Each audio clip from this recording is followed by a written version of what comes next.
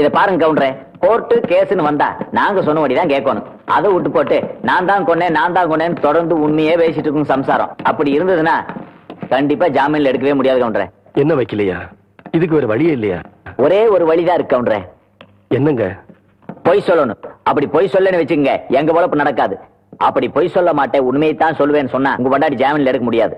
அவங்க ஜாமீன்ல வர்றதும் வராதும் அவங்க கையில தான் இருக்கு. அதனால அவங்களே போய் பாருங்க.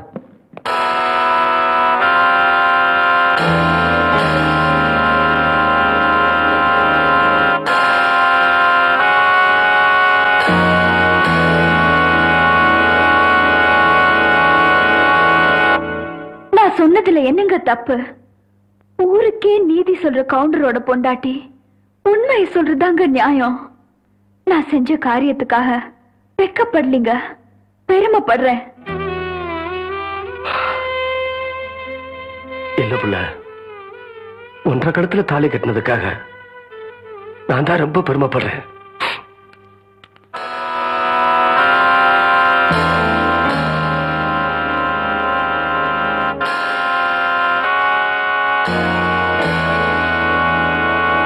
இப்ப நடந்துட்டு இருக்க இந்த கேஸ்ல முக்கியமான பிரச்சனை என்னன்னாக்க, தம்பி கொஞ்சம் நில்லுங்க.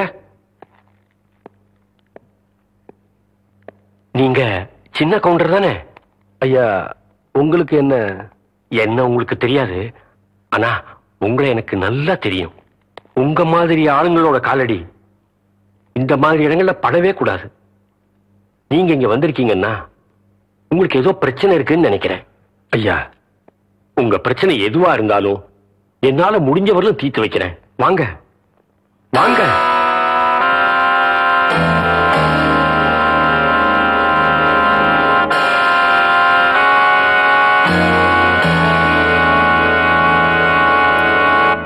ஊர் பிரச்சனையெல்லாம் தீர்த்து வைக்கிற உங்களுக்கே இப்படி ஒரு பிரச்சனை வந்திருக்கேன்னு நான் ரொம்ப வருத்தப்படுறேன். கவலைப்படாதீங்க. எப்படியாவது உங்க சம்சாரத்தை ஜாமீன்ல கொண்டு வர வேண்டியது என் பொறுப்பு. ரொம்ப நல்லதுங்க. ஆனா போலீசார நேரமாச்சுன. டேய், போன கவுண்ட திரும்பி வருவாங்க. அப்படியே திரும்பி வந்தாலும் அவ ஆத்தா கொல்லிவோட தானே வரணும். ஆத்தா, ஊருக்கே நீதி சொன்ன குடும்பத்தை இப்படி வீதி கொண்டு வந்து நிறுத்திட்டீங்கடா. ஊரு ஜனங்கள்லாம் தொண்டை வத்தி தவிக்கும் போது தான் சொந்த நிலத்திலேயே குளத்தை வெட்டி தானமா கொடுத்தாங்க. அதுக்காயா இவ்வளவு பெரிய தண்டனை? ஐயா, கோயில்ல வச்சு கும்பிட வேண்டிய இந்த தெய்வத்தை இப்படி நடிச்சதுக்கு கொண்டு வந்து நிறுத்திட்டீங்களா ஐயா? இது அறுக்குமா ஐயா? ஏண்டா, ஊரே கூடி சும்மா இருக்கும் போது உனக்கு என்னடா? நான் உப்பு போட்டு திங்கிறவன்டா. டேய், பெத்தமவனே நவலன்னா விஷ தண்ணி குடிச்சிருன்னு சொல்லிட்டு போயிட்டா. நடுவுல நீ யாரா?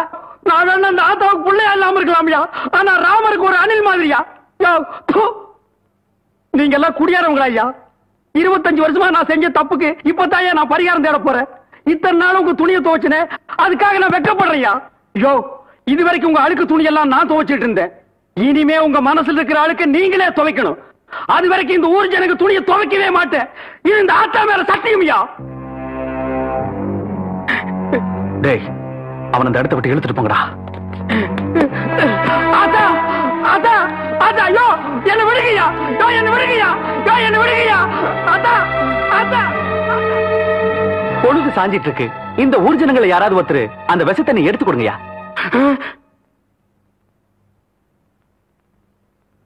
இப்ப நீங்க எடுத்து கொடுக்கறீங்களா இல்ல நானே எடுத்து கொடுக்கட்டா?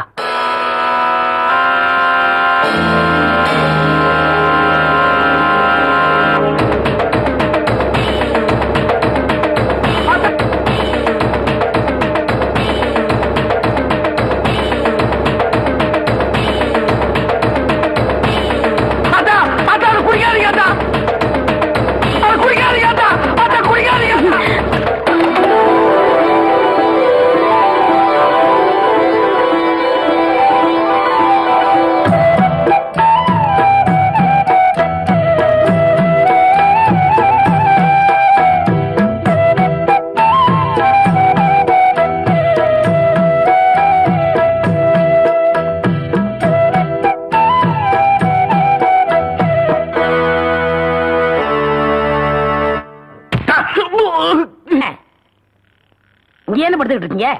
சாமியும் சாஞ்சு போச்சு, நம்ம ஊர் கவுண்டரையும் சாச்சிட்டானுங்க. அந்த கவுண்டர் எப்ப நிமிருவாருன்னு யோசனை பண்ணிட்டு இருக்கேன்டா.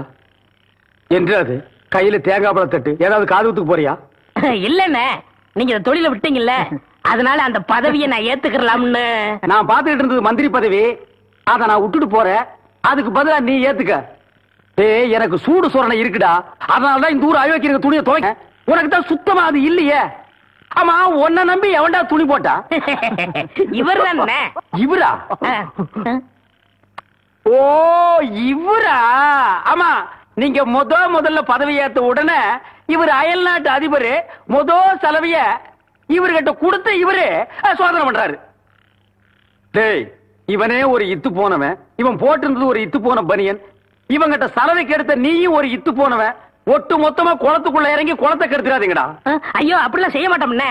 அப்ப அந்த ஆசீர்வாதம். ஏய், ரொம்ப வெறுப்பேத்தாத. சாமி சிலைன்னு கூட பார்க்க மாட்டேன். எடுத்து மண்டை மேல அடிச்சு போடுவேன். சரி, இந்த வெத்தலை வாக்காத எடுத்துக்கோங்க. வெத்தலை பாக்க நான் எடுத்துக்கிட்டா தேங்காய் பழத்தை வெளியே எடுத்துட்டு போய் வித்தலாம்னா என்ன ஓமண்ண? போடா எடுத்துக்கிட்டே போடா. ஐயோ, வைக்கல. எத்தனை நாளைக்கு இந்த கௌரவம் பாக்குறேன்? என்னன்னு நீங்க ஒரு தொழிலாளிக்கு தொழிலாளி ஒரு ஆதரவு தர்றது இல்லையா? எது? அதாவது ஒத்துழைப்பு. இதுதான் ஒத்துழைப்பு.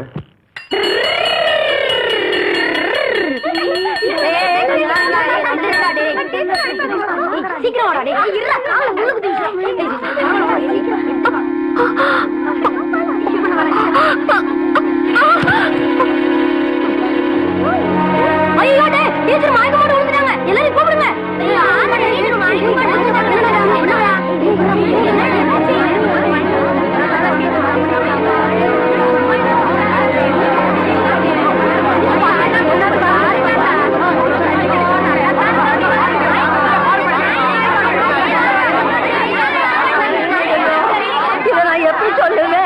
எல்லாரும் கூப்பிடுங்க. ஒரு நூலு 2 நூலு அறுந்து போச்சுன்னா முடிச்சு போட்டு தறி நெஞ்சிடலாம். நூலு முச்சூட அறுந்து போச்சுன்னா எப்படி தறி நெய்யறது? ஐயோ, கவுண்டர் விட்டு ஆம்பளைகளே அடுத்த விட்டு பொண்ணுங்களை திரும்பி பார்க்க மாட்டாங்கன்னு பெருமைப்பட்ட காலம் போய் கவுண்டர் விட்டு கன்னி பொண்ணு எவனோ ஒரு மகன் தெரியாதவனுக்கு முந்தி விரிச்சுட்டான்னு ஊரு பேசுற மாதிரி வச்சுட்டியே. ஆறுல சனின்னா அர்ச்சனை பண்ணிடலாம். நீ பேர்லயே சனியை வச்சுக்கிட்டு இருக்கிறியே. யாருடி? யாரு உன் வயிற்றுல வள வந்த பிள்ளைக்கு அப்ப யாரு? ஐயா சொல்லு, ஐயா சொல்லுடி. ஆத்தா கிடந்து இப்படி தவிக்குது இல்ல, யாருன்னு உன் வாய் திறந்து சொல்ல முடியும்? வழி தவறி நடந்தாலே என் மகன் ஒத்துக்க மாட்டான். நீ இப்படி மரம் தவறி போய் வந்து நிக்கிறியே, இது அவன் எப்படி தாங்க போறான்? நான் என்ன பண்ணுவேன்? இத நான் என் பிள்ளைகிட்ட எப்படி சொல்ல போறேன்? என்னாச்சு? என்ன நடந்ததாட்டா? என்ன நடக்கல? உரம் பாஞ்ச ஒன்றரை உடம்பு ஓடாகிற மாதிரி ஒரு காரியத்தை செஞ்சு போட்டு வந்து நிக்கிறாளே, இத நான் உங்ககிட்ட எப்படியா சொல்ல போறேன்? கவுண்டரையா, பள்ளி பொண்ணு உண்டாயிருக்கையா.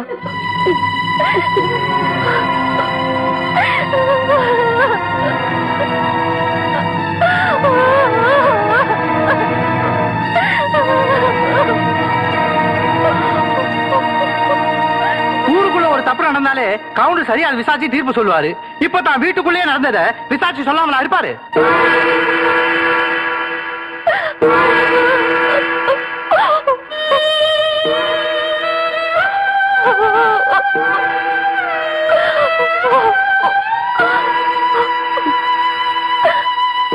அவ வயித்துல வளர்ற குழந்தைக்கு அப்ப நான் தான்.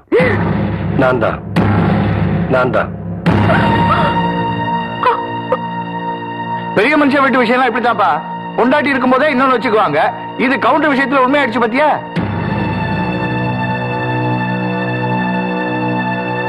வீட்டுல பொண்டாட்டி இருக்கும் போது கொழுந்தியா கிட்ட காதை புடிச்சு விளையாடினாரு. பொண்டாட்டி வேற ஜெயிலுக்கு போயிருச்சா, கவுண்டர் வேற விதமா விளையாட்டாரு போல இருக்கு. ஆனா வெள்ளையும் சொல்லையும் வெறும் வேஷம் தாயா.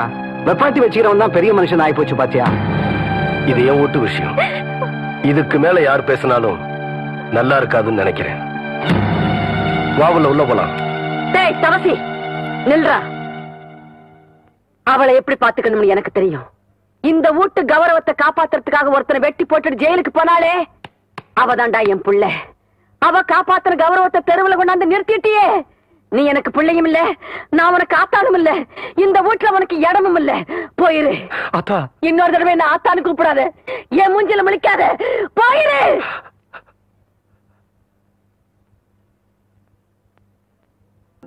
வேண்டாம் வேண்டாம், எனக்கு எந்த ஜாமீனும் வேண்டாம். தயவு பண்ணி என்ன தொந்தரவு பண்ணாதீங்க, என்ன விட்டுருங்களேன். என்னம்மா இது? உங்க வீட்டுக்காரர் தவசி எவ்வளவு நல்ல மனுஷன், அவருக்காகத்தாமா இந்த ஜாமீனையும் எடுத்திருக்கேன். ஏம்மா வேண்டாங்கிற? அத நான் எப்படிங்க சொல்லுவேன்? யாருக்காக நான் வாழணும்னு ஆசைப்பட்டேனோ அந்த வாழ்க்கைக்கு பங்கம் வந்துருச்சு. இனிமே அந்த மனுஷன் மூஞ்சிலேயே நான் முழிக்க மாட்டேன். என்ன விட்டுருங்களேன். இத பாருமா, ஜாமீன் எடுத்ததுதான்.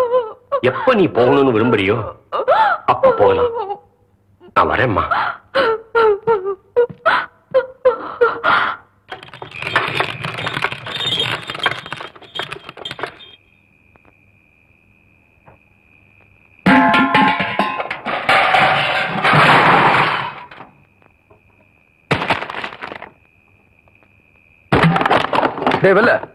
என்ன இதெல்லாம்? என்னாச்சு உனக்கு? இந்த உடைஞ்சு கிடக்கிற பானை மாதிரி என் மனசு உடைஞ்சு போச்சுங்க கவுண்டர் ஐயா. இந்த ஊருக்காக எவ்வளவு நல்லது பண்ணிருப்பீங்க. வீட்டுக்கு போய் இந்த ஊர் ஜனங்க முகத்திலேயே முடிக்கிறது இல்லைன்னு உட்கார்ந்தா, நான் தண்ணி குடிக்கிற டம்ளர்ல இருந்து தெய்வமா நினைக்கிற இஸ்திரி போட்டி வரைக்கும் கவுண்டர் ஐயா நீங்க வாங்கி கொடுத்தது அதெல்லாம் என்ன ஏளனமா பாக்குது ஐயா. இனி இந்த ஊர்ல நான் இருக்க மாட்டேன் ஐயா. நான் எங்காவது போயிரு கவுண்டர் ஐயா, நான் எங்காவது போயிருந்தேன். ராமர் வனவாசம் போனப்ப சீதையும் லட்சுமணன் கூட போனாங்க. எனக்கு அப்படி யாரும் வரலையே. நீயாவது கூட இருப்பன்னு நினைச்சேன். இப்ப நீயும் போறேங்கிற. போவல்ல, போ. ஏன் நிக்கிற?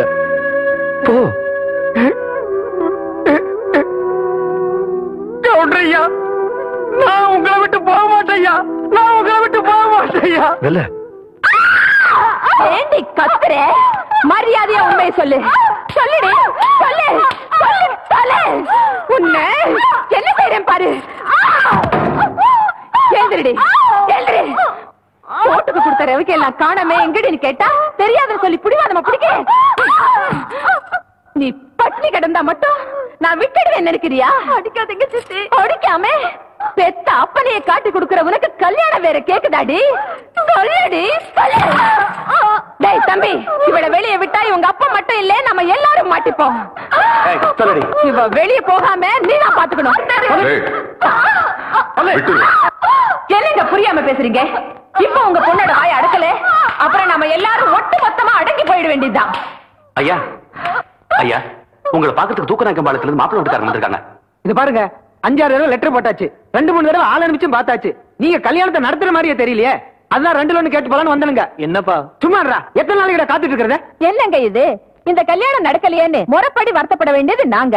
நீங்க ஏன் அனாவசியமா ஆயிட்டுக்கிறீங்க? கொஞ்சம் பார்த்து பேசுங்கம்மா. உங்க பொண்ணுக்கு எங்க பையனை பிடிச்சிருக்குது, வாங்கன்னு சொல்லி அனுப்பிச்சனாதான் பொண்ணு கேட்டே வந்தோம். இப்ப இந்த மாதிரி பேசுற என்னமா அர்த்தம்? சொல்லுங்க சக்கர கவுண்டர. அப்போ என் பொண்ணுக்கு பிடிச்சது, இப்ப பிடிக்கல. மறுபடியும் எப்பாவது பிடிக்குதுன்னு சொன்னா சொல்லி அனுப்புறோம். இப்ப நீங்க புறப்படுங்க. அப்போ நடந்து முடிஞ்ச நிச்சயதார்த்தத்துக்கு என்னங்க அர்த்தம்?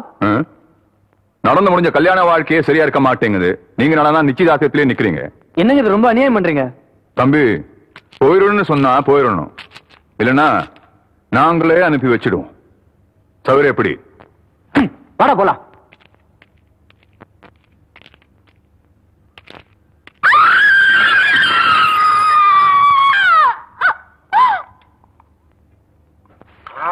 நான் துவைக்கிற இடத்துலதான் இந்த எறும்பாட்டை விடுவாங்க, அருவி கட்டுவாங்க. எவ்வளவு துணி தான் துவைக்கிறது? மாமா, நான் ஆபத்தில் இருக்கிறேன், என்னை காப்பாற்றுங்கள். வடிவு துணியாச்சே, யாருக்கு எழுதியிருக்கோம்? சின்ன கவுண்டருக்கா இருக்குமோ? கொஞ்சம் பொறுத்துக்குதாயி, கொஞ்சம் பொறுத்துக்க. எவ்வளவு நாச்சமே இப்படி கடந்து துடிக்கிறாளே, என்னாச்சுன்னு தெரியலையே. என்னன்னு சொல்றது அம்மனி? சொல்லுல, குழந்தை தலை பிறண்டு கிடக்குது. 2 உசுர்ல 1 உசுரத்தான் காப்பாற்ற முடியும். சொல்ல வேண்டியவங்களுக்கு சொல்லி அனுப்பிச்சிடுங்க அம்மனி.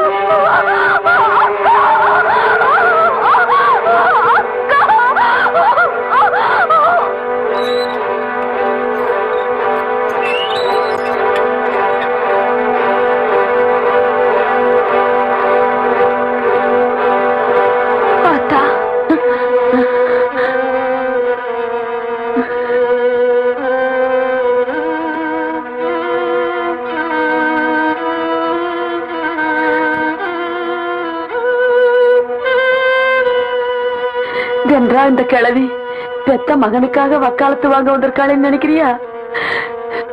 நான் அதுக்கு வரல தாயி. நீயும் மாலஸ்தீன்னு எனக்கு தெரியாதா?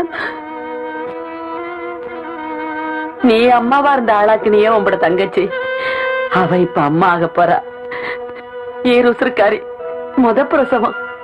எவ்வளவுதான் கோபம் இருந்தாலும் அதை காட்டுறதுக்கு இது நேரம் இல்ல தாயி.